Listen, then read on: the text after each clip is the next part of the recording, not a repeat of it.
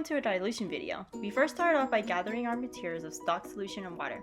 Always remember to pour your solution into another container. So, what are the solutions that we'll be dealing with in this lab? The first one will be the stock solution, which is the concentrated solution of 20% sucrose. This will be used to create the diluted solution. Our second solution is the dilution, which is the less concentrated solution made from the stock and water.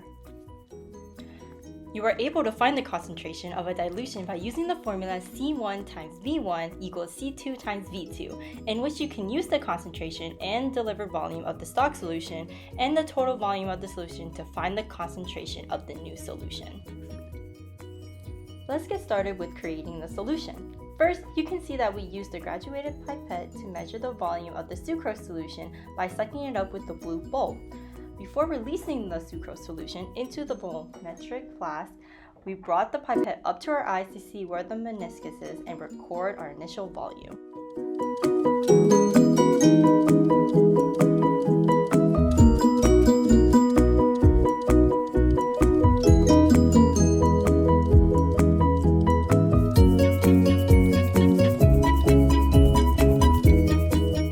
You may be wondering, what is a meniscus? Well, the meniscus is the curved top of the measured liquid. This is caused by the 3D cylindrical shape of the measuring instrument. You can simply measure the volume by reading the bottom of the curve. Always remember, don't miss this meniscus! After reading the initial volume, we release the solution into the volumetric flask without emptying the entire pipette. Then we raise the pipette back up to our eyes to record the final volume.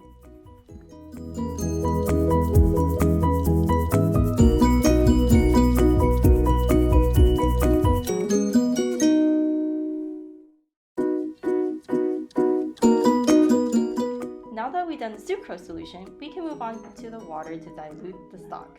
We first used the graduated pipette to add water just a little under the marked 10 milliliter line on the flask.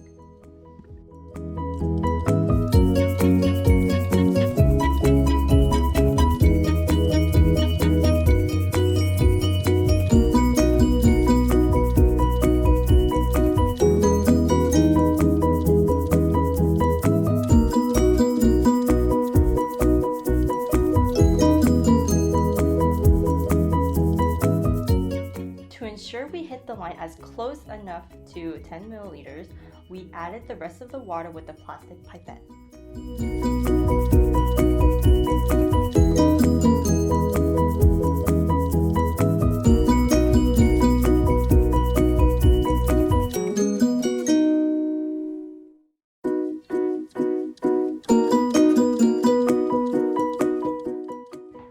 With the initial and final volumes recorded previously, we are able to calculate the volume delivered by subtracting initial minus final and getting the absolute value.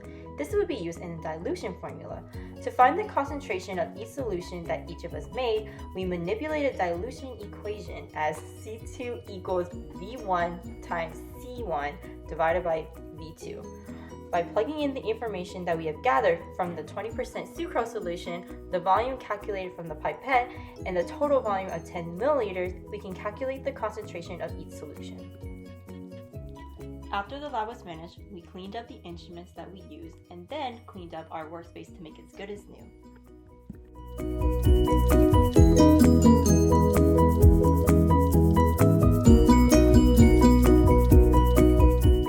Thank you for watching the video, and last but not least, go Bulls!